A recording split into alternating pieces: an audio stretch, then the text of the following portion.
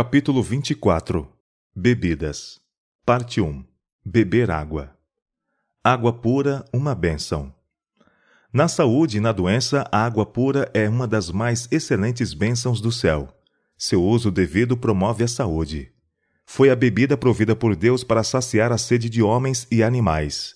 Bebida abundantemente, ela ajuda a suprir as necessidades do organismo e a natureza em resistir à doença. Eu devo comer com parcimônia, aliviando assim meu organismo de uma carga desnecessária e estimular a alegria e proporcionar-me aos benefícios do exercício apropriado ao ar livre. Devo banhar-me com frequência e beber abundante água pura, leve. Uso de água na doença. A água pode ser empregada de muitas maneiras para aliviar o sofrimento. Goles de água quente, tomados antes de comer, mais ou menos meio litro, nunca farão qualquer dano, antes serão benéficos. Milhares de pessoas têm morrido por falta de água e ar puro, os quais poderiam haver vivido. Essas bênçãos eles necessitam para ficar bons. Se fossem esclarecidos e deixassem os remédios em paz e se habituassem ao exercício ao ar livre e arejarem sua casa, no verão e no inverno, e a usarem água para beber e banhar-se, estariam relativamente bem e felizes, em vez de arrastarem existência miserável. Em caso de febre. Caso, em estado febril, houvesse-lhe sido dado a beber abundância de água e houvessem sido feitas também aplicações externas, haveriam sido poupados longos dias e noites de sofrimento, e salva muita vida preciosa. Milhares, porém, têm morrido com febres ardentes a consumi-los, até que o fogo que alimentava essa febre extinguiu-se, os órgãos vitais foram consumidos e morreram na maior agonia, sem lhes ser permitido ter água para mitigar-lhes a sede ardente. A água, que é concedida a um prédio invisível para extinguir os elementos em fúria, não é aos seres humanos para apagar o fogo que lhes está consumindo as entranhas. Correto e errado uso de água. Muitos cometem o erro de beber água fria nas refeições. Tomada com as refeições, a água diminui a secreção das glândulas salivares, e quanto mais fria a água, tanto maior o dano causado ao estômago. Água ou limonada geladas ingeridas às refeições paralisa a digestão até que o organismo haja comunicado ao estômago calor suficiente para recomeçar seu trabalho. As bebidas quentes são debilitantes. Além disso, os que se permitem usá-las tornam-se escravos do hábito. O alimento não deve ser impelido para dentro com água. Não é necessária bebida com as refeições. Comei devagar e deixar que a saliva se misture com a comida. Quanto mais líquido for posto no estômago com as refeições, tanto mais difícil é para a digestão do alimento, pois esse líquido precisa ser absorvido primeiro. Não useis demasiado sal, abandonai os picles, excluí de vosso estômago alimentos ardendo de condimentos. Comei frutas com as refeições, e a irritação que reclama tanta bebida cessará. Se, porém, alguma coisa é necessária para extinguir a sede, água pura, tomada pouco tempo antes ou depois da refeição, é tudo quanto a natureza requer. Nunca tomei chá, café, cerveja, vinho ou qualquer bebida alcoólica. Água, eis o melhor líquido possível para limpar os tecidos.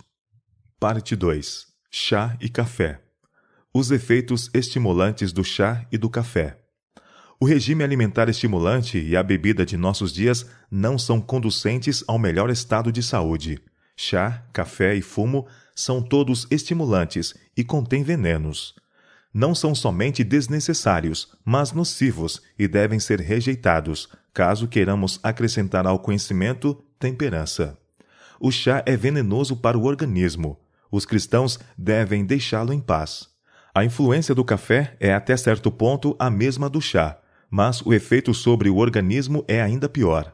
Sua influência é excitante e justo na medida em que ele eleva acima do normal, exaure e ocasiona depressão abaixo do normal também. Os bebedores de chá e de café apresentam no rosto os seus vestígios. A pele torna-se pálida, tomando um aspecto sem vida. Não se lhes vê no semblante o brilho da saúde. Doenças de toda espécie e tipo têm sido trazidas sobre os seres humanos pelo uso de chá e café e os narcóticos, ópio e fumo. Essas condescendências prejudiciais devem ser abandonadas. Não apenas uma, mas todas. pois todas são danosas e destruidoras das faculdades físicas, mentais e morais, devendo, do ponto de vista da saúde, ser abandonadas. Nunca tomeis chá, café, cerveja, vinho ou quaisquer bebidas alcoólicas. Água, eis o melhor líquido possível para limpar os tecidos. Chá, café e fumo, bem como as bebidas alcoólicas, acham-se em graus diversos na escala dos estimulantes artificiais. O efeito do chá e do café, segundo tem sido mostrado até aqui, tende para a mesma direção do vinho e da cidra, do licor e do fumo. O café é uma satisfação nociva, estimula temporariamente o cérebro a uma ação desnecessária, mas o efeito posterior é exaustão, prostração, paralisia das faculdades mentais, morais e físicas. A mente fica enfraquecida, e a menos que, mediante esforço determinado, seja o hábito vencido, a atividade do cérebro é permanentemente diminuída. Todos esses irritantes dos nervos estão minando as forças vitais e o desassossego causado por nervos estragados, a impaciência, a fraqueza mental, tornam-se elementos contendores, antagônicos ao progresso espiritual. Não devem, então, os que advogam a temperança e a reforma estar alerta para neutralizar os males dessas bebidas prejudiciais? Em alguns casos é tão difícil romper o hábito do chá e do café como é para ébrios abandonar o uso da bebida. O dinheiro gasto com chá e café é mais que desperdiçado. Eles só causam dano aos que os usam, e isto continuamente. Os que usam chá, café, ópio e álcool podem, às vezes, viver até a avançada idade. Isto, porém, não é argumento em favor do uso desses estimulantes, que poderiam haver realizado, mas deixaram de fazê-lo por causa de seus hábitos intemperantes, só o grande dia de Deus revelará. Os que recorrem ao chá e ao café como estimulantes para o trabalho experimentarão os maus efeitos dessa maneira de proceder em nervos trêmulos e falta de domínio. Nervos cansados necessitam de repouso e quietação. A natureza precisa de tempo para recuperar suas energias exaustas. Se suas forças, porém, continuarem a ser instigadas pelo uso de estimulantes, há, quando esse processo é repetido, uma diminuição da força real. Por algum tempo, pode-se realizar mais sob um incitamento artificial, mas gradualmente se torna mais difícil suscitar as energias ao desejado ponto e, por fim, a natureza exausta não mais pode corresponder. Os efeitos nocivos atribuídos a outras causas. O hábito de beber chá e café é maior mal do que muitas vezes se suspeita. Muitos que se habituaram ao uso de bebidas estimulantes sofrem de dor de cabeça e prostração nervosa e perdem muito tempo em consequência de enfermidades. Imaginam que não pode viver sem um estímulo e ignoram seus efeitos sobre a saúde. O que as torna mais perigosas é que seus maus efeitos são frequentemente atribuídos a outras causas. Efeitos na mente e na moral. Por meio do uso de estimulantes, sofre todo o organismo. Os nervos ficam desequilibrados, o fígado mórbido em suas atividades, a qualidade e a circulação do sangue são afetadas e a pele torna-se inativa e pálida. Também a mente é prejudicada. A influência imediata desses estimulantes é excitar o cérebro à indevida atividade, só para deixá-lo mais fraco e menos capaz de esforço. O efeito posterior é prostração, não somente mental e física, mas moral. Vemos, em resultado, homens e mulheres nervosos, carentes de bom senso e mente desequilibrada. Manifestam muitas vezes um espírito precipitado, impaciente, acusador, vendo as faltas dos outros como através de lentes de aumento e inteiramente incapazes de discernir os próprios defeitos. Quando esses bebedores do chá e do café reúnem para entretenimentos sociais, manifestam-se os efeitos de seus perniciosos hábitos. Todos participam à vontade de suas bebidas prediletas, e à medida que é sentida a influência estimulante, saltam-se-lhes a língua e começam a obra ímpia de falar contra outros. Suas palavras não são poucas ou bem escolhidas. São passados ao redor os petiscos da maledicência, muitas vezes o próprio veneno do escândalo. Esses irrefletidos faladores esquecem que têm uma testemunha. Invisível vigia está-lhes escrevendo as palavras nos livros do céu. Toda essa crítica cruel, esses exagerados relatórios, esses sentimentos invejosos, expressos sob a excitação da xícara de chá, Jesus registra como contra si mesmo: quando fizestes a um destes meus pequeninos irmãos, a mim o fizestes.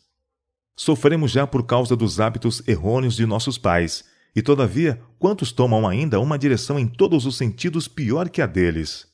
Ópio, chá, café, fumo e bebida estão extinguindo rapidamente a fagulha da vitalidade que ainda resta na raça. São bebidos todos os anos milhões e milhões de litros de bebidas intoxicantes e gastam-se muitos milhões de dólares em fumo.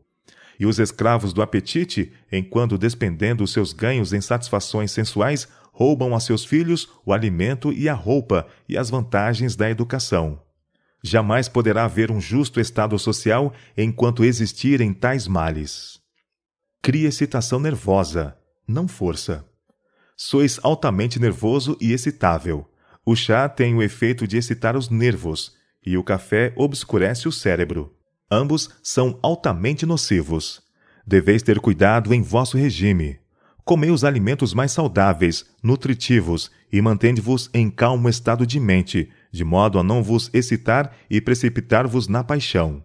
O chá atua como estimulante, e até certo grau produz intoxicação. A ação do café e de muitas outras bebidas populares é idêntica. O primeiro efeito é estimulante.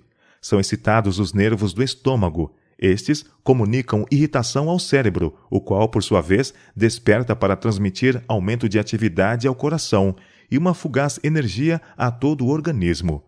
Esquece-se a fadiga, parece aumentar a força, desperta o intelecto, torna-se mais viva a imaginação. Em virtude desses resultados, muitos julgam que seu chá ou café lhes faz grande benefício. Mas é um engano. Chá e café não nutrem o organismo. Seu efeito produz-se antes de haver tempo para ser digerido ou assimilado, e o que parece força não passa de excitação nervosa. Uma vez dissipada a influência do estimulante, abate-se a força não natural, sendo o resultado um grau correspondente de languidez e fraqueza. O uso contínuo desses irritantes nervosos é seguido de dores de cabeça, insônia, palpitação, indigestão, tremores e muitos outros males, pois eles gastam a força vital. Os nervos fatigados necessitam repouso e quietação em lugar de estimulantes e superatividade. A natureza necessita de tempo para recuperar as exaustas energias. Quando suas forças são aguilhoadas pelo uso de estimulantes, conseguir-se-á mais durante algum tempo. Mas, à medida que o organismo se enfraquece mediante o uso contínuo, torna-se gradualmente mais difícil erguer as energias a um nível desejado. A exigência de estimulantes se torna cada vez mais difícil de controlar, até que a vontade é vencida, parecendo não haver poder capaz de negar a satisfação do forte apetite contrário à natureza. São reclamados estimulantes mais fortes e ainda mais fortes, até que a natureza exausta já não pode corresponder. Não tem valor alimentício.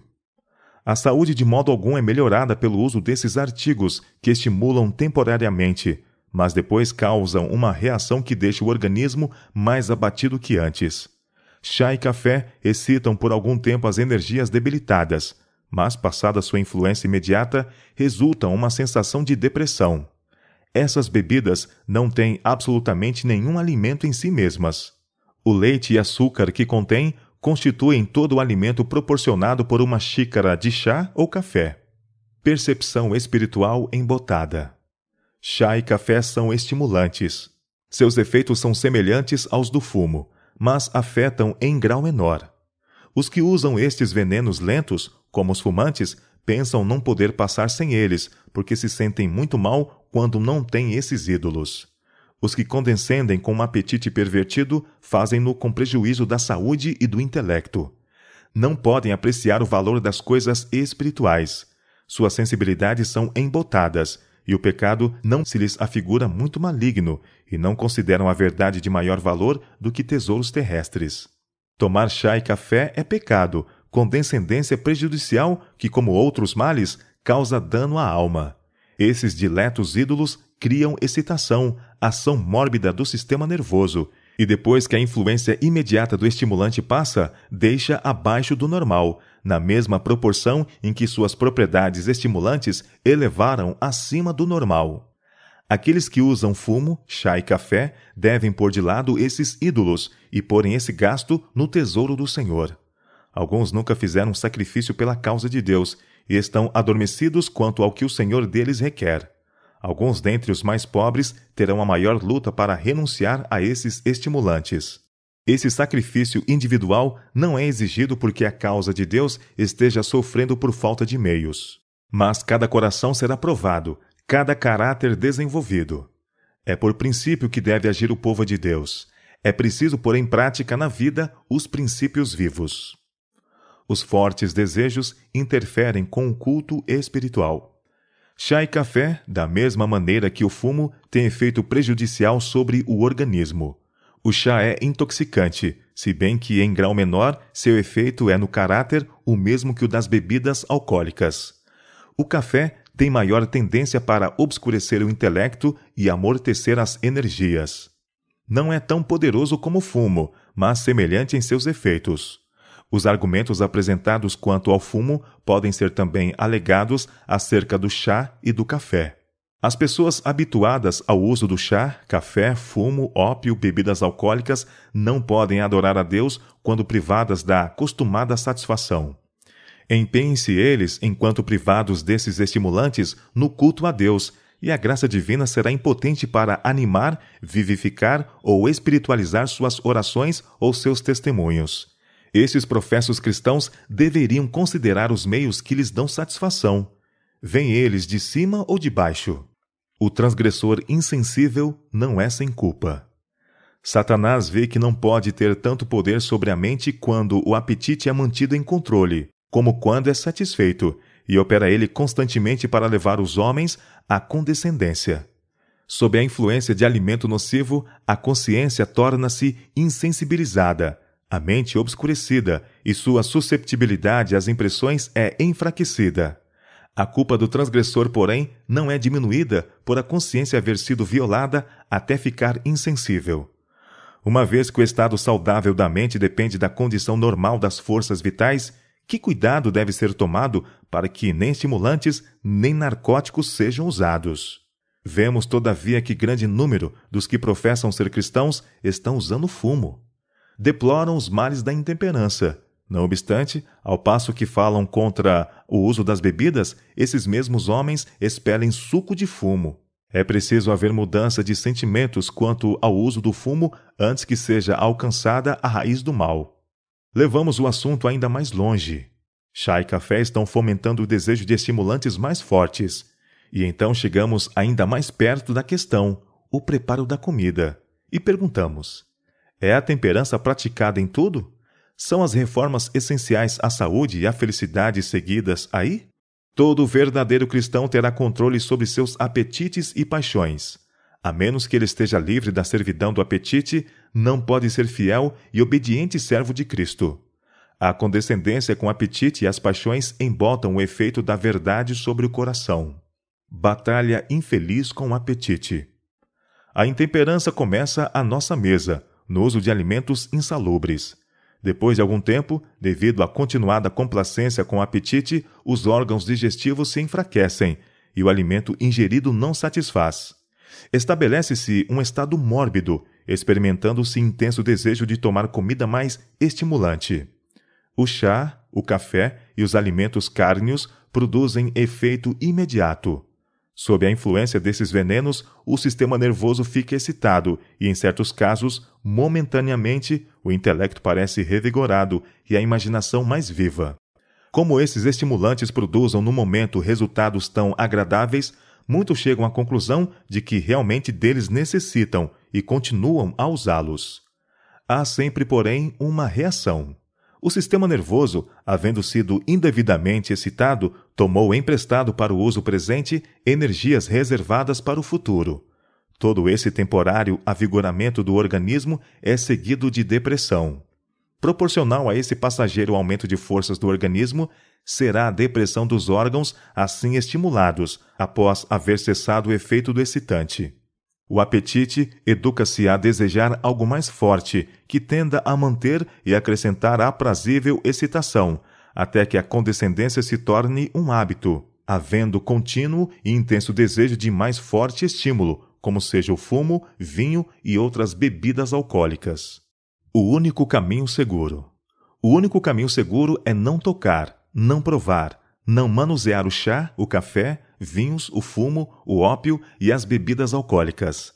A necessidade de os homens desta geração chamarem em seu auxílio a força de vontade fortalecida pela graça de Deus, a fim de resistir às tentações de Satanás e vencer a mínima condescendência com o apetite pervertido, é 2 vezes maior que a de algumas gerações passadas. O conflito entre a verdade e a condescendência com o próprio eu.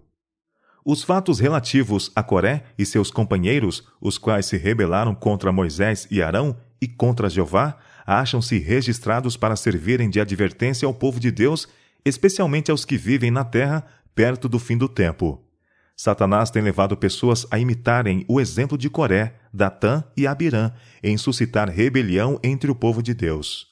Os que se permitem levantar-se em oposição ao claro testemunho enganam-se a si mesmos e têm realmente pensado que aqueles sobre os quais Deus colocou o encargo de sua obra eram exaltados acima do povo de Deus e que seus conselhos e reprovações eram indesejados. Têm-se erguido em oposição ao franco testemunho que Deus queria que dessem em reprovação dos males existentes entre o povo de Deus. Os testemunhos apresentados contra as condescendências nocivas, como chá, café, rapé e fumo, têm irritado a certa classe, porque isso destruiria os seus ídolos. Muitos por algum tempo ficaram indecisos quanto a fazer completo sacrifício de todos esses artigos prejudiciais ou rejeitar o positivo testemunho apresentado, cedendo aos clamores do apetite. Assumiram uma posição indecisa. Houve um conflito entre as suas convicções quanto à verdade e suas condescendências consigo mesmos.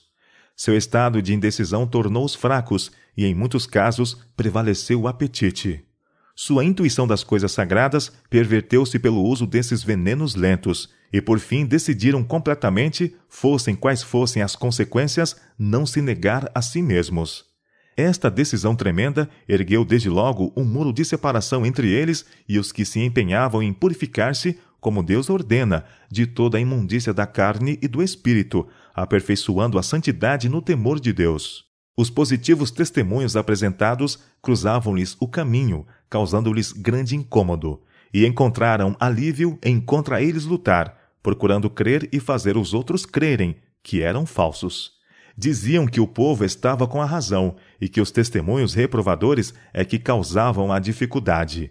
E quando os rebeldes desenrolaram sua bandeira, todos os desafetos acorreram ao redor do estandarte, e todos os defeituosos espirituais, os coxos, os mancos e os cegos, unem sua influência para espalhar e semear a discórdia. As raízes da intemperança. Grandes esforços se fazem para derribar a intemperança. Muito esforço se faz, no entanto, que não é dirigido exatamente ao ponto. Os advogados da reforma da temperança devem estar alerta quanto aos maus resultados do uso de comidas não saudáveis, dos condimentos, do chá e do café. Desejamos boa sorte a todos os obreiros da temperança, mas convidamo-los a considerar mais profundamente a causa do mal que combatem e estar certos de que são coerentes na reforma. Deve ser mantido perante o povo que o justo equilíbrio das faculdades mentais e morais depende em alto grau da devida condição do sistema fisiológico. Todos os narcóticos e estimulantes não naturais que enfraquecem e degradam a natureza física tendem a baixar o tono do intelecto e da moral. A intemperança jaz à base da depravação moral do mundo. Pela satisfação do apetite pervertido, perde o homem seu poder de resistir à tentação. Os reformadores da temperança têm uma obra a fazer em educar o povo nesse sentido. Ensinar-lhes que a saúde, o caráter e a própria vida são postos em perigo pelo uso de estimulantes que excitam as exaustas energias a uma ação antinatural, espasmódica. Perseverai, e a natureza se aliará. Quanto ao chá, ao café, fumo e bebidas alcoólicas, a única atitude segura é não tocar, não provar, não manusear. A tendência do chá, café e bebidas semelhantes é no mesmo sentido que as bebidas alcoólicas e o fumo, e em alguns casos o hábito é tão difícil de vencer como é para um bêbado o abandonar os intoxicantes. Os que tentam deixar esses estimulantes experimentarão por algum tempo sua falta e sofrerão sem eles. Com persistência, porém, vencerão forte desejo, e a falta deixará de se fazer sentir. A natureza talvez exija algum tempo até se recuperar do maltrato sofrido. Dai-lhe, no entanto, uma oportunidade, e ela se reanimará, realizando nobremente e bem a sua tarefa. Satanás está corrompendo a mente e destruindo a alma mediante suas tentações sutis. Verá nosso povo e sentirá o pecado da condescendência com apetite pervertido? Abandonarão eles o chá, o café, a carne e toda comida estimulante e consagrará os meios despendidos com essas satisfações nocivas à propagação da verdade? Que poder poderá ter o adepto do fumo para deter o progresso da intemperança? Importa haver uma revolução em nosso mundo quanto ao assunto do fumo antes de o machado ser posto à raiz da árvore. Levamos a questão ainda mais longe. O chá e o café estão fomentando o apetite que se está desenvolvendo em torno de estimulantes mais fortes, como fumo e bebidas alcoólicas. No que respeita ao alimento cárneo, podemos todos dizer: deixemo-lo em paz. E todos devem dar claro testemunho contra chá e café, não os usando nunca. São narcóticos, juntamente nocivos ao cérebro e aos outros órgãos do corpo. Renunciem os membros de nossa igreja a todo desejo egoísta em matéria de alimento. Todo o dinheiro gasto em chá, café e carne é mais que desperdiçado, pois essas coisas impedem o melhor desenvolvimento das faculdades físicas, mentais e espirituais. Uma sugestão de Satanás. Pensam alguns que não se podem reformar, que sacrificariam a saúde se tentassem deixar o uso do chá, do fumo e dos alimentos cárneos. Isto é sugestão de Satanás. São esses nocivos estimulantes que estão a minar a constituição e preparando o organismo para doenças agudas por desequilibrarem o fino maquinismo da natureza e derribarem-lhe as fortificações erigidas contra a doença e decadência prematura. O uso de estimulantes não naturais é destrutivo para a saúde e tem sobre o cérebro influência obscurecedora, tornando-lhe impossível apreciar as coisas eternas. Os que acariciam esses ídolos não podem avaliar devidamente a salvação operada por Cristo em seu proveito, mediante uma vida de abnegação, contínuo sofrimento e vitupério, dando afinal a própria vida, vida impecável, para salvar da morte o homem a perecer. Parte 3. Sucedâneos do chá e café. Nem chá nem café devem ser servidos. Cereal torrado, feito da melhor maneira possível, deve ser servido em lugar dessas bebidas destruidoras da saúde. Sob certas circunstâncias, talvez algumas pessoas tenham necessidade de uma terceira refeição. Esta, porém, se é que deve mesmo ser tomada, deve ser muito leve e de comida de fácil digestão. Bolachas de sal, ou pão torrado e fruta, ou bebida de cereal, eis os alimentos mais próprios para a refeição da noite. Uso um pouco de leite fervido com meu simples café feito em casa. Uso imoderado de bebidas quentes e nocivas. Não são exigidas bebidas quentes, a não ser como remédio. O estômago é grandemente prejudicado por grande quantidade de comidas e bebidas quentes. Dessa maneira, a garganta e os órgãos digestivos, e mediante eles os outros órgãos do corpo, são enfraquecidos. Parte 4. Sidra. Vivemos em uma época de intemperança, e prover para o apetite do bebedor de sidra é uma ofensa a Deus. Juntamente com outros, empenhastes-vos nesse trabalho por não haver seguido a luz. Houvesseis vós permanecido na luz e não haveríeis, não podereis haver feito isto. Cada um de vós que tivestes parte nesse trabalho há de vir sob a condenação de Deus, a menos que façais inteira mudança em vosso negócio. Necessitais ser sinceros. Necessitais ser sinceros. Precisais começar imediatamente a obra para purificar vossa alma da condenação. Depois de haverdes tomado decidida atitude em oposição à ativa participação na obra das sociedades de temperança, poderíeis ainda haver conservado certa influência sobre outros para o bem, caso houvesseis agido conscienciosamente em harmonia com a santa fé que professais. Mas, empenhando-vos na manufatura da cidra, prejudicastes muito vossa influência. E o que é pior, trouxestes opróbrio à verdade, e vossa própria alma foi prejudicada. Tendes estado a construir uma barreira entre vós e a causa da temperança. Vossa conduta levou incrédulos a pôr em dúvida os vossos princípios. Não estáis fazendo retas veredas para vossos pés, e os coxos estão vacilando e tropeçando em vós para a perdição. Não posso ver como, à luz da lei de Deus, podem cristãos empenhar-se conscienciosamente na cultura de lúpulo ou na manufatura de vinho ou de cidra para o mercado. Todos esses artigos podem ser empregados para bons fins e demonstrarem-se uma bênção, ou podem ser postos em mau uso e demonstrarem-se uma tentação e uma ruína. Cidra e vinho podem ser engarrafados quando frescos e conservados doces por longo tempo, e caso sejam usados quando não fermentados, não destronarão a razão.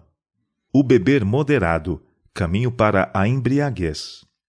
As pessoas podem se intoxicar, na verdade, tanto com vinho e cidra, como bebidas mais fortes, e a pior espécie de embriaguez é produzida por essas bebidas chamadas mais brandas. As paixões são mais perversas. A transformação do caráter é maior, mais decidida e obstinada. Alguns litros de cidra ou de vinho podem suscitar o gosto pelas bebidas mais fortes, e em muitos casos foi assim que os que se tornaram ébrios confirmados lançaram o fundamento do hábito da bebida. Para algumas pessoas, não é de modo algum seguro ter em casa vinho ou cidra. Herdaram a sede de estimulantes, com que Satanás está continuamente os incitando a condescenderem. Caso eles cedam às suas tentações, não param. A sede clama por satisfação e é satisfeita para a ruína sua. O cérebro é obscurecido e anuviado. A razão não mais maneja as rédeas. Antes, estas são postas ao pescoço da concupiscência. Licenciosidade, adultério e vícios quase de toda sorte são seguidos em resultado da condescendência com o desejo do vinho e da cidra. Um professor de religião que gosta desses estimulantes e habitua-se a usá-los jamais crescerá na graça. Torna-se grosseiro e sensual. As paixões animais regem-lhe as mais elevadas faculdades da mente e não é nutrida a virtude. O beber moderadamente, eis a escola em que se estão hoje educando homens para a carreira do ébrio. Tão gradualmente desvia Satanás das fortalezas da temperança, tão insidiosamente o inofensivo vinho e a cidra exercem sua influência no gosto, que eles entram na vida da embriaguez sem o suspeitar. O gosto pelos estimulantes é cultivado, o sistema nervoso fica em desordem.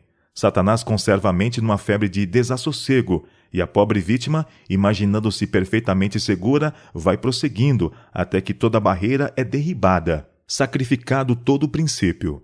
As mais firmes resoluções são minadas, e os interesses eternos não são suficientemente fortes para manter o aviltado desejo sob o domínio da razão.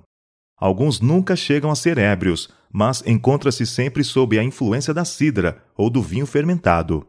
Acham-se febris, mente fora de equilíbrio, não realmente delirantes, mas em condição identicamente má, pois todas as nobres faculdades da mente se acham pervertidas. Do uso habitual da cidra ácida resulta a tendência para doenças de várias espécies, como hidropisia, enfermidades do fígado, nervos trêmulos e tendência do sangue para a cabeça. Pelo uso dessas bebidas, trazem muitos doenças permanentes sobre si. Uns morrem de tuberculose ou tombam ao golpe da apoplexia, unicamente por essa razão. Alguns sofrem de dispepsia. Toda a função vital é adormecida, e os médicos lhes dizem que sofrem do fígado, quando se eles arrebentassem o barril de cidra, não substituindo nunca mais, suas maltratadas forças vitais recuperariam o primitivo vigor. O beber cidra conduz às bebidas mais fortes. O estômago perde o natural vigor, e é necessário alguma coisa mais forte para o excitar à ação. Vemos o poder que tem a sede de bebida forte sobre os homens. Vemos quantos, pessoas de todas as profissões e de sérias responsabilidades, homens de posições elevadas e privilegiados talentos, de grandes consecuções, de finas sensibilidades, nervos fortes e boas faculdades de raciocínio, sacrificam tudo pela satisfação do apetite, até que são reduzidos ao nível dos animais. e em muitos casos sua direção decadente começou com o uso do vinho ou da cidra. Nosso exemplo deve estar do lado da reforma. Quando homens e mulheres inteligentes, professos cristãos, alegam que não há dano em fazer vinho ou cidra para o mercado, porque, quando não fermentado, eles não intoxicam, meu coração se entristece. Sei que há outra face do assunto a que eles se recusam a olhar, pois o egoísmo lhes cerrou os olhos aos terríveis males que podem resultar do uso desses estimulantes. Como um povo, professamos ser reformadores, ser portadores de luz no mundo, ser fiéis sentinelas de Deus, guardando toda entrada pela qual Satanás pode penetrar com suas tentações para perverter o apetite. Nosso exemplo e influência podem ser uma força do lado da reforma. Cumpre abster-nos de toda prática que embote a consciência ou estimule a tentação. É preciso não abrirmos porta alguma que dê a Satanás acesso à mente de um ser formado à imagem de Deus. Se todos fossem vigilantes e fiéis no guardar as pequeninas aberturas, feitas pelo uso moderado dos chamados vinho e cidra inofensivos, fechado seria o caminho à embriaguez. O que é necessário em toda a comunidade é firmeza de propósito, a força de vontade para não tocar, não provar, não manusear. Então, a reforma pró-temperança será vigorosa, permanente e cabal. O Redentor do mundo, que conhece bem o estado da sociedade nos últimos dias, representa o comer e beber como os pecados que condenam este século. Ele nos diz que, como foi nos dias de Noé, assim será quando o Filho do Homem se revelar. Comiam, bebiam, casavam e davam-se em casamento, até o dia em que Noé entrou na arca, e não perceberam, até que veio o dilúvio e os levou a todos.